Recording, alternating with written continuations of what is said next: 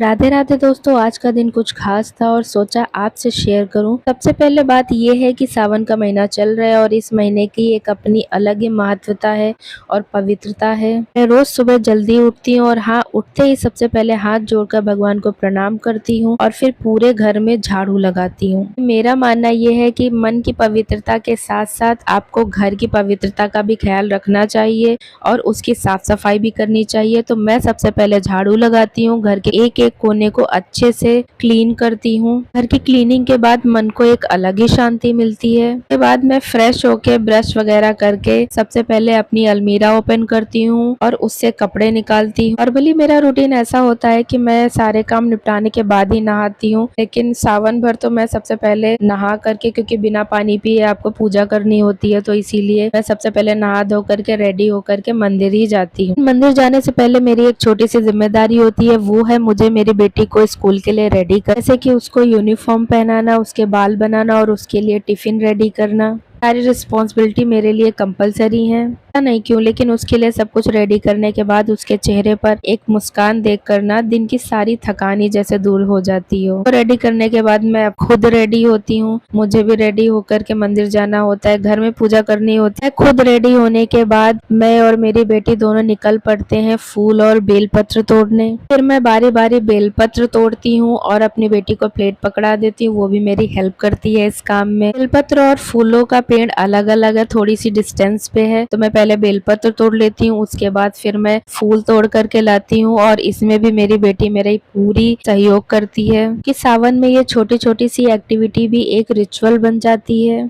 आप देख रहे होंगे कि मैं खुद फूल तोड़ रही हूँ और इस कैमरे से रिकॉर्ड कौन कर रहा है, तो ये मेरी बेटी ने ये वीडियो रिकॉर्ड किया है मेरे लिए। कहीं ना कहीं मन में बड़ी खुशी मिलती है कि मेरी बेटी भी मुझे देखकर कुछ सीख रही है। फूल तोड़कर हम लोग घर वापस आ जाते हैं, फिर हम लोग घर की भी पूजा करते हैं। कान्हा को स्नान आरना ने कराया और फिर उनको रेडी मैंने कर दिया। घर की पूजा करने के बाद मैं, मेरी बेटी और मेरे हस्बैंड तीनों लोग निकल जाते हैं मंदिर के लिए। रास्ते में आरना का स्कूल पड़ता है, तो मैं उसे छोड़ती हुई जाती हूँ। पूजा के बाद घर लौट के आज मैंने बनाया डोसा और मूंगफली की चटनी, क्योंकि आज शनिवार था तो हस्बैंड की भी छुट्टी थी, इसलिए दोनों मिलके नाश्ता साथ में किए और छोटी छोटी खुशी एक साथ शेयर की। नाश्ता करके हम बैठे ही थे कि अचानक मौसम बदल गया और फिर तेज बारिश हुई। दोस्तों, आज का दिन मेरा कुछ ऐसा था, सिंपल पर दिल से। आप बताओ आपका दिन कैसा गया और सावन में आप क्या क्या रिचुअल फॉलो करते हैं? सच में चाहती हूँ कि आप मुझे कमेंट में लिखकर मुझे बताएं। तो चलिए फिर मिलती हूँ अगले व्लॉग में।